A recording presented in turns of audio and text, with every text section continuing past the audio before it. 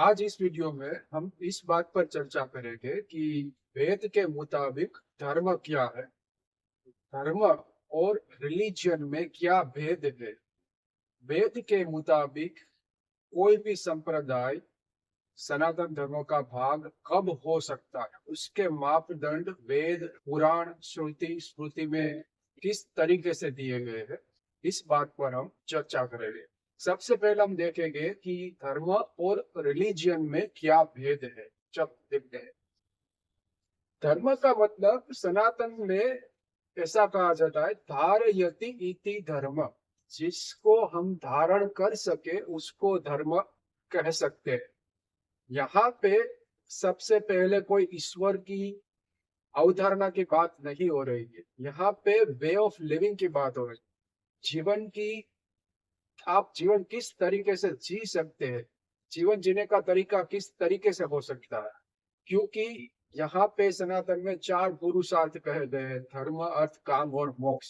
सबसे अंतिम पुरुषार्थ मोक्ष तक की यात्रा हमारे धर्म में वर्णित की गई, जिसमें एक भाग ईश्वर की उपासना भी है, क्योंकि ईश्वर किसी भी प्रकार के बंधन से मुक्त है, इसलिए हम ईश्वर की उपासना करते हैं।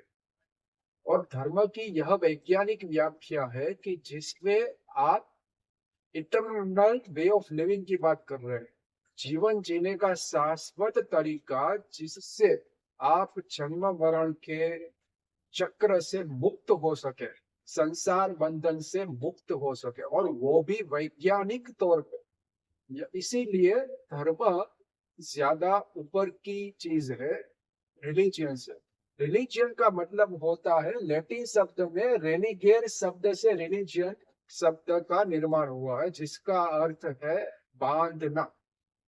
जो भी कोई भी रिलीजियन का फॉलोइंग है, वो किसी रिलीजियन को फॉलो करता है, उसका अनुसरण करता है, उसके ईश्वर का, उसके संदेशा वाहक पैगंबर हो या रसूल हो या मैसेंजर हो, उसके उपदेश का अनुसरण करता है। उसके आसपास ही रिलीजियन का पूरा फ्रेमवर्क तैयार होता है। आप यह कह सकते हैं कि जो भी मैसेंजर ने कहा है वही पूजा पद्धति है, जो भी मैसेंजर ने जैसा भी ईश्वर का स्वरूप बताया है वही उसकी पूजा पद्धति है। रिलीजियन में अगर आप पर्टिकुलर किसी भी रिलीजन का अनुसरण करते हैं, फॉलो करते हैं, तो आप उसके मुताबिक उस रिलीजन के सभ्य गिने जाएंगे। अगर आप उसका अनुसरण नहीं करते हैं तो कहीं रिलीजन में आप घृणा के पात्र भी बन सकते हैं। इसीलिए रिलीजन धर्म से बहुत छोटा शब्द है, बहुत छोटी विभावना या अवधारणा। दूसरा वेद यह है कि धर्म सार्वभौमिक और शाश्वत होता है। सार्वभौमिक माने यूनिवर्सल, यूनिवर्सल ब्रदरहुड, सर्व भाईचारा पर विश्वास रखता है। शाश्वत है, जो आज है कल भी था और आगे भी होगा। लेकिन रिलीजियन जो मान्यताओं पर चल रहा है, जिस तरीके से उसमें एक्सट्रीमम होता है, आत्यंतिक बिंदुओं का वाद होता है, अपने वाद पर ठहरे रहना, उसका भविष्य निश्चित नहीं हो सकता। उसमें जो भी है वह तर्क पर आधारित नहीं है। उसमें जुनून हो सकता है, लेकिन धर्म में जुनून पर निषेध है। इसीलिए धर्म पूरे पृथ्वी में एक ही है, सनातन धर्म, जिसमें शुरू में वैज्ञानिक तौर पर आप कैसे मुक्त हो सकते हैं वह बताया जाता है। बाद में ब्रह्म क्या है, ईश्वर क्या है, परमेश्वर क्या है, जीव क्या है, चैतन्य क्या है, यह सभी बताया जाता है। लेकिन दूसरे जो रिलीजियन है उसमें कहीं ना कहीं तौर पर धर्म जुनून जुड़ा हुआ है। इसीलिए कई बार ये लोग भूल जाते हैं कि जो उनके उपदेश, उनके मैसेंजर के उपदेश फॉलो नहीं करते हैं वह भी इंसान ही है। तीसरा भेद है कि धर्म एक जीवन शैली जो वैज्ञानिक और शाश्वत है उसका नाम है। जैसा कि मैंने कहा, dharma means eternal way of living, how to live scientifically, वैज्ञानिक तौर पर कैसे जिया जाए, जिससे आप इस शरीर में रहकर ही मुक्त हो सके। दूसरे रिलीजन में ऐसी विभावना है कि आप रेस्ट इन पीस बोलते हैं जब किसी की मृत्यु होती है, लेकिन सनातन में ऐसा बोला जाता है कि आप इस देह में रहकर भी मुक्त हो सकते हैं। बाद में जब आपकी मृत्यु होगी तो आपका अंतिम संस्कार होगा, वो सभी आप कहे कि कर्म कांड का भाग है। लेकिन उससे पहले अगर आप ब्रह्म में एक चित्त होकर ध्यान करके समाधि की एक पराकाष्ठा का अनुभव कर लेंगे, तो आप अपने आप को ब्रह्म का एक भाग ही मानेंगे। जो कि अभी आप वेद भाव का अनुसरण कर रहे हैं कि आप ऐसा अनुभव कर रहे हैं कि आप और परमेश्वर अलग है। लेकिन सनातन में ऐसा कहा जाता है कि योग पद्धति है, वेदांत कई सारे रास्ते बताए गए हैं जिससे आपका भाव एकात्म भाव ब्रह्म से हो चुके एक ही शरीर में रहकर। यहाँ है वैज्ञानिक तौर पर किसी धर्म की व्याख्या। यहाँ पे कोई वाद की चर्चा नहीं हो रही, यहाँ पे कोई धर्म जुनून की बात नहीं हो रही। यहाँ पे यह बात हो रही है कि हमें जन्म क्यों हुआ। अगर जन्म हुआ ही है तो इस जन्म का आनंद लेकर मृत्यु से पहले किस तरीके से हम पूर्ण तौर पर मुक्त हो सके और ईश्वर में विलीन हो सके, यह धर्म का मुख्य उद्देश्य है। यह हमें समझना पड़ेगा। धर्म इस वही दूसरी ओर रिलीजियन एक व्यवस्था या पूजा पद्धति और कोई एक ईश्वर के स्वरूप पर निर्भर है। वहां पे दूसरे किसी भी स्वरूप का स्वीकार नहीं किया जा सकता, निषेध होता। आप इस्लाम ले लीजिए कि दूसरे धर्म ले लीजिए, वहां पे ईश्वर का जो स्वरूप दिया गया है उससे दूसरा स्वरूप आप स्वीकार नहीं कर सकते। अगर आप स्वीकार करेंगे तो आप उस धर्म के सभ्य बने नहीं रह सकते। लेकिन सनातन धर्म में आप किसी भी स्वरूप का निषेध कर सकते हैं जब तक आप उसका अनुभव न कर ले। उसका अनुभव कर लेने के बाद आप स्वीकार करें या अस्वीकार करें, ये आप पर निर्भर है। सनातन में भी दो विभाग है, सगुण और साकार ईश्वर की विभावना वाले और निर्गुण और निराकार पर ब्रह्म की विभावना वाले। यहाँ पे दो भेद इसलिए है कि जो बुद्धिशाली है, जो बुद्धि पर निर्भर रहता है, वह हमेशा निराकार और निर्गुण ईश्वर की ओर तरफ जाएगा या ब्रह्म की ओर तरफ जाएगा। और जो व्यक्ति भक्ति वाला है, जिसको भक्ति ज्यादा पसंद है, वह व्यक्ति सगुण और साकार ईश्वर की ओर जाएगा। इसलिए यहाँ पे यह दो भेद। लेकिन सनातन कोई भी मान्यता आप पर थोपता नहीं है कि आपको शिव को स्वीकार करना है, नारायण को स्वीकार करना है, माँ को स्वीकार करना। आप पहले अनुभव कीजिए, आप सनातन में जो कुछ भी प्रिस्क्राइब किया गया दिया गया है उस पर आप चलिए। उसके बाद अगर आपको अनुभव होता है, अगर 100% आप जो भी कुछ कहा गया उस पर आप चलेंगे, तो अगर आपको अनुभव होता है तो आप स्वीकार करेंगे कि जो कुछ भी दिया गया वो सही है। 99% 90% से ज्यादा लोगों ने जो वेद में वर्णित किया है वह उसका अनुभव किया है, क्योंकि वो लोग चले हैं वेद के मुताबिक। इसीलिए सनातन को इटर्नल वे ऑफ लिविंग कहा जाता है। धर्म सनातन धर्म सर्व समन्वयवादी है, यहाँ पे किसी का निषेध नहीं है। आप इस्लाम में है या क्रिश्चियन है, बौद्ध है, जैन है, ताओ है, कोई भी कन्फ्यूशियस, कोई भी धर्म का अनुसरण कर रहे हैं, आप सनातन को बढ़ सकते हैं। सनातन के धर्म के रीति रिवाज या पद्धति के मुताबिक चल सकते हैं, ईश्वर का साक्षात्कार कर सकते हैं। इसलिए वसुधैव कुटुंबकम जो विचार, महान विचार जो वेद में है, वह सनातन धर्म का हिस्सा है। यूनिवर्सल ब्रदरहुड, जहाँ पे सभी को भाई बहन गिना जाता है, किसी में कोई भेद नहीं गिना जाता है, वह सनातन धर्म का हिस्सा है। जो दूसरी ओर आप समझेगी, रिलीजन में अपने मानने वालों की श्रेष्ठता पर जोर दिया जाता है। यहाँ पे अहंकार की पुष्टि ज्यादा है। अगर आप किसी रिलीजन का अभ्यास करेंगे तो उसी रिलीजन के मैसेंजर का जो भी उपदेश है, उसके ईश्वर की जो भी विभावना, उस पर आपको चलना पड़ेगा। अगर आप नहीं चलेंगे तो आपकी निंदा या तुलना हो सकती है। यहाँ पे ऐसा नहीं है। आप सनातन के मुताबिक चलते हैं तो आपको ईश्वर का साक्षात्कार होगा। आप नहीं चल पा रहे हैं तो आपके लिए दूसरे विकल्प सनातन में दिए गए। सनातन में नास्तिक के लिए भी कई सारी पद्धति दी गई है, जो नास्तिक उसको फॉलो करते ईश्वर को पा सकता है। यही सनातन का वैविध्य है। और इटर्निटी है सनातन। दूसरा भेद यह है कि सनातन असीमित है। सनातन की शुरुआत कब हुई थी किसी को पता नहीं है। वो संसार के साथ आया हुआ है। इसीलिए वेद को अपौरुषेय बोलते हैं। ऋषियों ने जो भी अनुभव किया है वह 100% शब्द सह लिखा है वेद में। यहाँ पे अपौरुषेय का मतलब कि किसी व्यक्ति का लिखा हुआ नहीं है। समाधि अवस्था में, ध्यान अवस्था में जब अस्मिता, जो अस्तित्व की सूक्ष्म विभावना को बोलते हैं, उसका भी विलीनीकरण परमात्मा में हो जाता है। और जो भी ऋषियों ऋषियों जो भी बोलते हैं शुद्ध परंपरा से अपने शिष्यों से, वह परम ब्रह्म के हृदय से आया हुआ शब्द या विचार होता है। इसलिए वेद अपौरुषेय है। इसीलिए शाश्वत और सनातन धर्म असीमित है। इसका कोई आदि है ना अंत है। यह हमेशा रहता है। दूसरी ओर कोई भी रिलीजन सीमित है। इसकी शुरुआत आप समझ सकते हैं। इस्लाम का भी शुरुआत है, क्रिश्चियन की भी शुरुआत हुई, बौद्ध धर्म की भी शुरुआत हुई थी, जैन की भी शुरुआत हुई। सभी धर्म की शुरुआत कैलेंडर में कोई ना कोई तारीख पर हुई है, लेकिन सनातन की कोई तारीख नहीं है। सनातन में बारंबार एक ना एक चक्र पुनरावर्तित होता रहता है।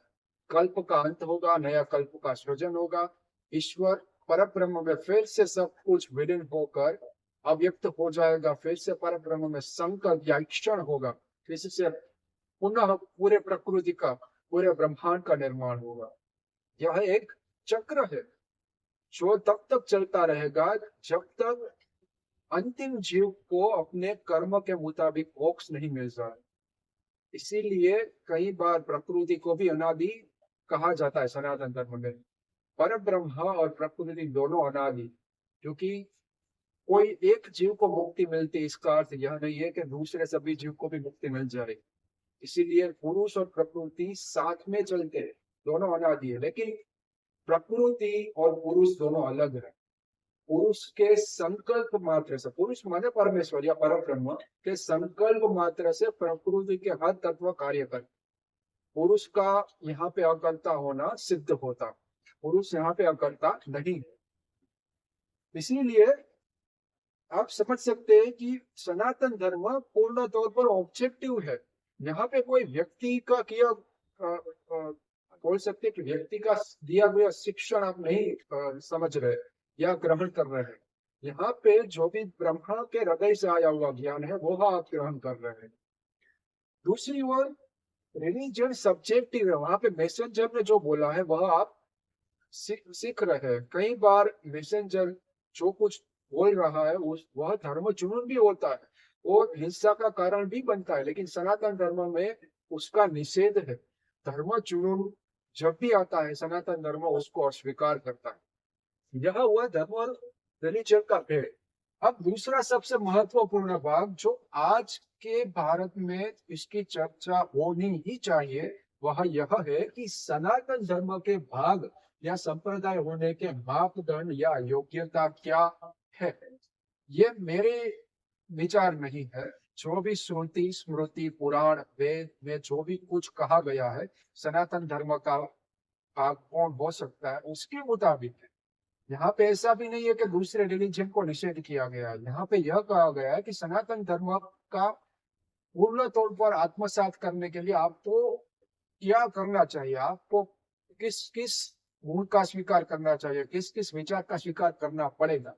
अगर आप स्वीकार नहीं करते हैं तो आप दूसरे धर्म का निर्माण कर सकते हैं। जैसे भगवान बुद्ध हिंदू धर्म में पैदा होकर, सनातन में पैदा होकर अपने विचार देकर बौद्ध धर्म की रचना करते हैं। उसके अनुयायियों ने बौद्ध धर्म की रचना की। इस तरीके से अगर आप हिंदू धर्म में पैदा होते हैं, आप बड़े आचार्य बनते हैं, अगर आपके अपने खुद के विचार है जिससे आप मुक्ति पा गए हैं और आपके अनुयायियों को कुछ देना चाहते हैं तो आप अपने धर्म का निर्माण कर सकते हैं।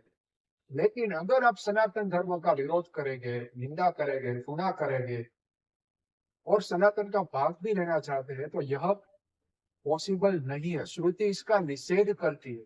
श्रुति माने श्रुत परंपरा से आया हुआ ज्ञान जो सुप्रीम ऑथोरिटी है वेद में।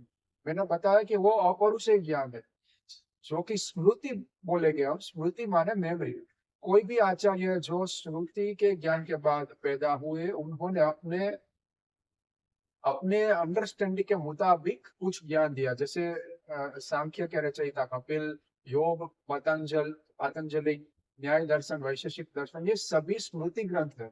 महाभारत स्मृति ग्रंथ है, रामायण स्मृति ग्रंथ है, पुराण 18 पुराण है यहाँ पे, जो ईश्वर से जुड़ी हुई घटना का वर्णन करते हैं।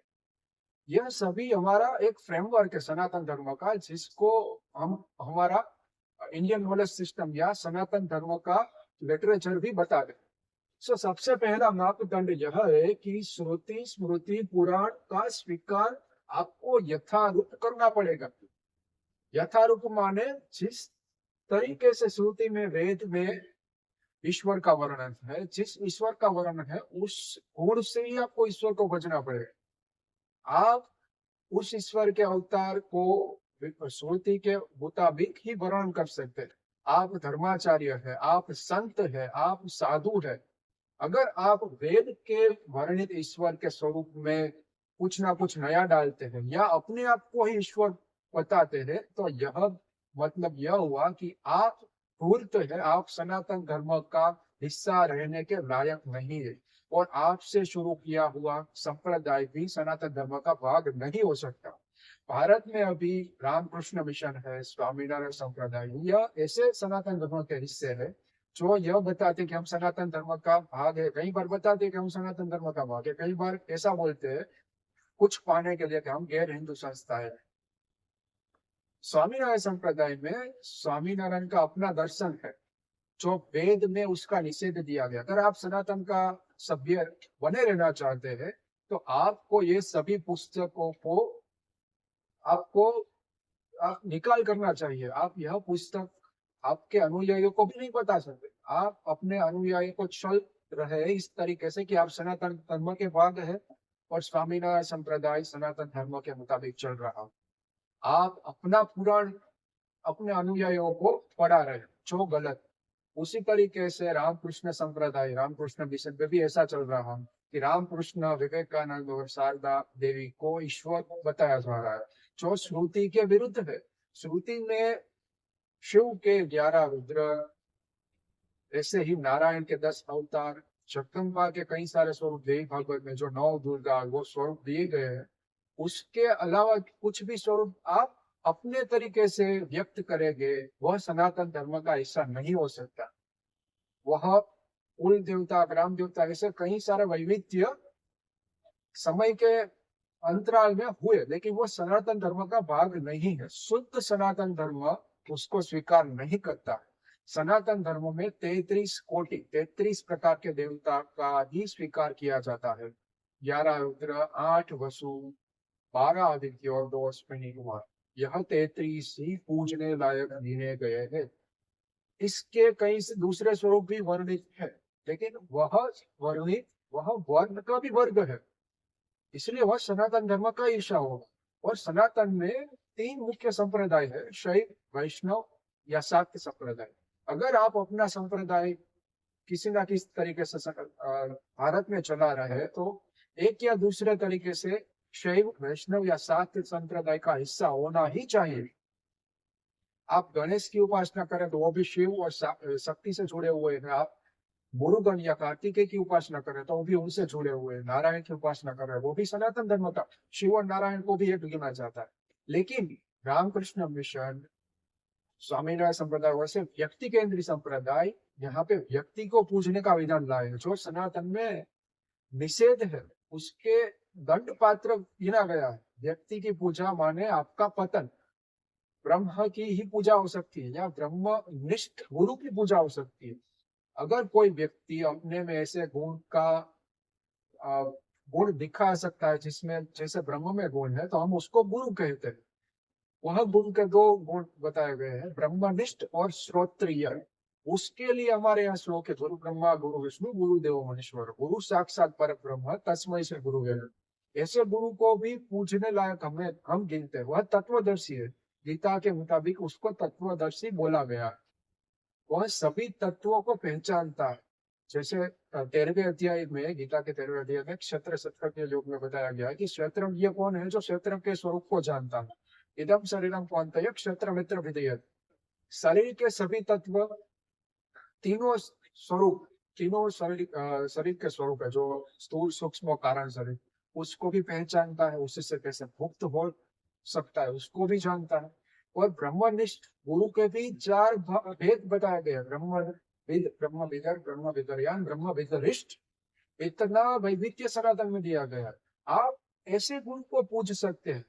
ऐसे गुरु में पूज्य भाव नहीं होगा, क्योंकि वह ब्रह्म में विलीन हो चुका है।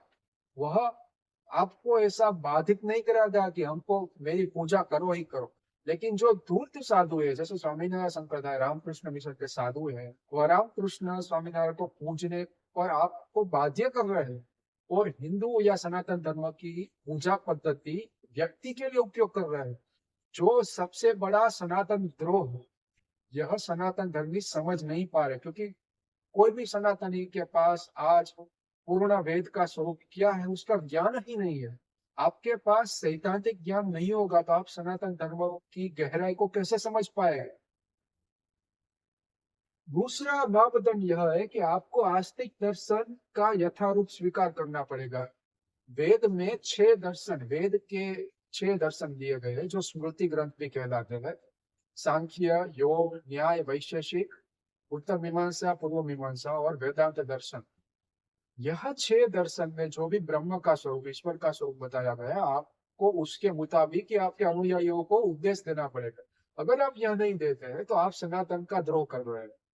आप सनातन की जो अपौरुषेय परंपरा से आई, श्रुति परंपरा से आई ज्ञान परंपरा, उसका निषेध कर रहे हैं, उसको विकृत कर रहे हैं। मैं यहाँ पे विकृत इसलिए बोल रहा हूँ कि ये रामकृष्ण मिशन वेदांत का नया वर्जन लाए, जिसको बोलते हैं नियो वेदांत। स्वामीनारायण संप्रदाय स्वामीनारायण का दर्शन लाए, जो भी निषेध है आस्तिक दर्शन के विरुद्ध है। आस्तिक दर्शन में जो भी ब्रह्म का स्वरूप, ईश्वर के अवतार की जो वर्णन है पुराण के मुताबिक, उसका यह विरोध कर रहे हो, इसलिए आप सनातन का भाग नहीं हो सकते। आपके पास अनुयायियों का बल है, संख्या बल, आपके पास सत्ता है, आपके पास वैभव है, संसाधन है, इसलिए आप कोर्ट में भी शायद ऐसा बता सकते हैं कि आप सनातन का भाग है। लेकिन धर्म के मुताबिक आप गलत है। कई बार देखा गया है कि स्वामीनारायण संप्रदाय में कई सारे कोर्ट केस हुए, रामकृष्ण मिशन में कोर्ट केस हुए, लेकिन यह लोग किसी ना किसी तरीके से कोर्ट केस को प्रूव कर देते हैं अपनी सत्ता का प्रयोग करके, क्योंकि यह लोग आध्यात्मिक संस्था नहीं है, यह लोग राजकीय महत्वाकांक्षा वाली धार्मिक संस्था है। इसीलिए राजकीय संपर्क का प्रयोग करके यह लोग ऐसा कर रहे हैं। और हम सनातन धर्म के सभी बुद्धिजीवी सनातन धर्म का स्वरूप ही भूल चुके हैं, इसलिए हम ऐसे धूर्त लोगों के चक्कर लगा रहे हैं। हमें समझना पड़ेगा कि सनातन ऐसे लोगों के बीच नहीं है।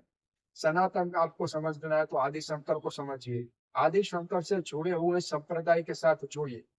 और आज देश में कई सारे ऐसे धर्म गुरु है जो सनातन, शुद्ध सनातन धर्म का अनुसरण कर रहे हैं, उसका शरण लीजिए। ऐसे धूर्त संप्रदाय का शरण लेने से सनातन द्रोह आपसे भी होगा। तीसरा मापदंड है आपको पंच पूज्य देव, पंचायतन पूजा जिसको बोलता है, उसका स्वीकार करना पड़ेगा। हमारे यहाँ ऐसा कहा गया है कि सूर्य नारायण, जगदम्बा, शिव नारायण और गणेश की पूजा हो सकती है। आदित्यम गणनाथम च देवी रुद्रम च केशवम सर्वदेवत्य मृत्युतम सर्व कर्मसु पूजय। यह 5 देव की पूजा आप कर सकते हैं। और दूसरे एक मत के मुताबिक सन्मत में कार्तिकेय को भी पूजनीय गिना गया। यह 6 देव का आपको यथारूप स्वीकार करना पड़ेगा। अगर आप उसके स्वरूप में बदलाव लाते हैं तो आप सनातन द्रोह कर रहे हैं, आप सनातन धर्म का हिस्सा नहीं हो सकते। आप सनातन धर्म का भी हिस्सा नहीं हो सकते और आप सनातनियों को भी गुमराह कर रहे हैं, यह आपको समझना पड़ेगा। उसके बाद का मापदंड है ब्रह्मनिष्ठ और श्रोत्रिय गुरु और परमेश्वर की एकता। हमारे यहाँ गीता में भी व्यक्ति पूजा, कोई देव पूजा, पितृ पूजा, पिशाच पूजा, भूत पूजा का निषेध है। तो पूजा किसकी हो सकती है? परमेश्वर। तो हम यहाँ पे ऐसा क्यों कहते हैं कि गुरु ब्रह्मा गुरु विष्णु गुरुदेव महेश्वर? हमारे यहाँ ऐसा कहा गया है कि जो व्यक्ति में ब्रह्मनिष्ठ श्रोत्रिय का श्रोत्रिय जैसे गुण हो, श्रोत्रिय माने श्रुति में जो लिखा गया है उसको मानने वाला, और ब्रह्मनिष्ठ माने ब्रह्म का साक्षात्कार करने वाला, वह व्यक्ति ही पूजने लायक है। ब्रह्मनिष्ठ का मतलब दूसरा यह भी है, उसमें पूज्य भाव नहीं होगा। वो अपने आप से ये नहीं कहेगा कि मुझे पूजो, और वह निस्वार्थी होगा। उसका अपना कोई भी उद्देश्य नहीं होगा आपको उपदेश देने के लिए। अगर कोई भी छुपा उद्देश्य है जो छिपा उसके मार्गदर्शन में, किसी भी साधु के मार्गदर्शन में, समझ लेना कि वह धूर्त है। हमारे यहाँ आदि शंकर जैसे कई साधु हुए, पतंजलि और कैसे दर्शन के रचयिता, अनगिनत ऋषियों, वेद और श्रुति स्मृति पुराण के, वह सभी ब्रह्मनिष्ठ हो चुके थे, वह पूजने के लायक। लेकिन उन्होंने कभी नहीं कहा कि हमको पूजिए। उन्होंने कभी अपना खुद का संप्रदाय नहीं बनाया। आप मानेंगे नहीं, कई ऐसे ऋषि हुए जो पंच महाभूत को भी अधीन कर सकते थे, प्रकृति को अधीन करके बैठे हुए थे, लेकिन अपने आप को पूजनीय कभी जाहिर नहीं किया, इसलिए वह पूजनीय थे। यहाँ पे रामकृष्ण मिशन, स्वामीनारायण संप्रदाय मंत्र दीक्षा ले रहे, और किसकी? व्यक्ति की। रामकृष्ण का मंत्र, सहजानंद स्वामी का मंत्र, और रामकृष्ण संप्रदाय से अलग हुआ चिन्मया मिशन। चिन्मया मिशन में स्वामी चिन्मयानंद को दूसरा विवेकानंद गिना जाता है, और वहां पे भी चिन्मयानंद की मंत्र दीक्षा दी जाती, क्योंकि वह रामकृष्ण मिशन का अनधिकृत भाग ही है। ऐसे व्यक्ति केंद्रीय संप्रदाय आपको गुमराह करके ये बताएगी कि हम वेद से जुड़े हुए, लेकिन वेद से नहीं जुड़े हुए हैं। यह अपनी राजकीय महत्वाकांक्षा के लिए ही भारत में टिके हुए हैं। आप देखेंगे कि उनका विस्तार दिन ब दिन हो रहा है, क्योंकि राजकीय संपर्क के कारण, एक सम्मोहन के कारण, हमें जो ज्ञान नहीं है, सनातनियों में एक ज्ञान से अभाव हो चुका है, श्रुति परंपरा का ज्ञान से जो अभाव हो चुका है, उस कारण यह लोग किसी न किसी तरीके से अपना विस्तार कर रहे हैं भारत में और विश्व में। यह सच्चा सनातन धर्म नहीं है। शुद्ध सनातन धर्म आप आदिशंकर को समझिए, जिस व्यक्ति अगर चाहता तो अपने आप को ईश्वर बता सकता था, उस व्यक्ति ने बिखरे हुए सनातन धर्मों को एक किया। शैव, शाक्त और नारायण वैष्णव संप्रदाय को एक करके बताया कि हम स्मार्त परंपरा का अनुसरण करते हैं, जो पर ब्रह्म, यह तीनों सगुण और साकार ईश्वर है, उनसे ऊपर निर्गुण और निराकार ईश्वर है। उन सबको छोड़कर यह बताया कि सनातन धर्म का सच्चा स्वरूप को क्या हो सकता है, जो वेद और श्रुति में वर्णित, जो एक परंपरा से चलाया हुआ अपौरुषेय वेद का भाग। इसलिए आदिशंकर और ऐसे संत से जुड़ना चाहिए, ऐसे घटिया संप्रदाय से नहीं जुड़ना चाहिए। बाद में श्रुति स्मृति और पुराण के विरुद्ध जाकर कोई भी संप्रदाय सनातन का भाग नहीं रह सकता। मैंने जैसा बताया कि श्रुति स्मृति पुराण में जो भी वर्णन दिया गया, पूजा पद्धति या ईश्वर का, कोई भी ईश्वर हो, उसका स्वरूप में आप कुछ भी अपना डाल रहे हो, अपने अनुयायियों को गुमराह कर रहे हो, अपने संप्रदाय के स्थापक को ईश्वर बता रहे हो, तो आप सनातन द्रोही, आप सनातन धर्म का हिस्सा नहीं हो सकते। यह मैं नहीं बता रहा हूँ, आप भगवद गीता पढ़िए, आप वेद पढ़िए, पुराण पढ़िए, उनमें उसमें लिखा गया है कि सनातन धर्म का हिस्सा कौन हो सकता है, कौन व्यक्ति गुरु बनने लायक हो सकता है, यह सभी उपनिषद में बताया गया है। अंतिम वेदों ईश्वर की ही उपासना करनी चाहिए। ईश्वर कौन हो सकता है, तो वेद में वर्णित ईश्वर जैसे शिव है, नारायण है, जगदम्बा है, उनके सभी स्वरूप है, उनसे पैदा हुए सभी स्वरूप है, उनके अवतार, वह पूजने के लायक है। अवतार का कोई ना कोई जीवन उद्देश्य होता है, बाद में वह अपने मूल स्वरूप में विलीन हो जाते हैं। जैसे नारायण के 10 अवतार हुए, तो कृष्ण और राम को भी विलीन होना पड़ा था नारायण में, उनका जन्म हुआ था, उनका मृत्यु भी हुआ, लेकिन हम उनको पूजते हैं क्योंकि वो ईश्वर का ही स्वरूप है। हम राम को मर्यादा पुरुषोत्तम, कृष्ण को पूर्ण पुरुषोत्तम कहते हैं, क्योंकि वो पूर्ण लीला के साथ जन्मे है। यह इसलिए बता रहा हूँ कि हम ईश्वर का सही स्वरूप भी भूल चुके हैं, इसलिए ऐसे धूर्त और घटिया संप्रदाय के साथ जुड़ रहे हैं। हमें सबसे पहले यह समझना पड़ेगा, अगर सनातन धर्म का फिर से हमें पुनरुद्धार करना, भारत में फिर से एक ऐसा वातावरण का निर्माण करना जिसमें फिर से गुरु शिष्य परंपरा आ सके, वेदोक्त गुरु शिष्य परंपरा, तो ऐसे सभी संप्रदाय को हमें नकारना पड़ेगा जो राजकीय महत्वाकांक्षा को लेकर वेस्टर्न इन्फ्लुएंस से भारत के सनातन धर्म को विकृत कर रहे हैं। इसी से हमें दूर रहकर इनको अपनी इनकी औकात दिखानी पड़ेगी, इनको हमें आईना दिखाना पड़ेगा, तब ही हम सनातन धर्म के सही स्वरूप को पूरे विश्व में फैला सकते हैं, जिससे पूरे विश्व का कल्याण हो, सिर्फ भारत का नहीं पूरे विश्व का, क्योंकि सनातन ही एक ऐसा धर्म है जो मोक्ष तक की यात्रा का वर्णन वैज्ञानिक तौर पर करता है, जैसा मैंने बताया। सो आज के लेक्चर में हमने देखा कि धर्म और रिलीजन में भेद क्या है, सनातन धर्म का भाग होने के लिए कौन कौन से मापदंड जरूरी है।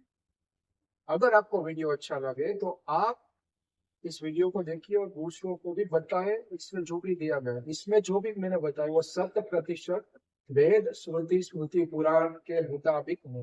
मेरा अपना कुछ भी नहीं है, मेरा अपना पूर्वाग्रह भी नहीं है, इसमें जो भी है वो वेद के मुताबिक। आपको वीडियो अच्छा लगे तो मेरा यह वीडियो और मेरे चैनल को शेयर कीजिए।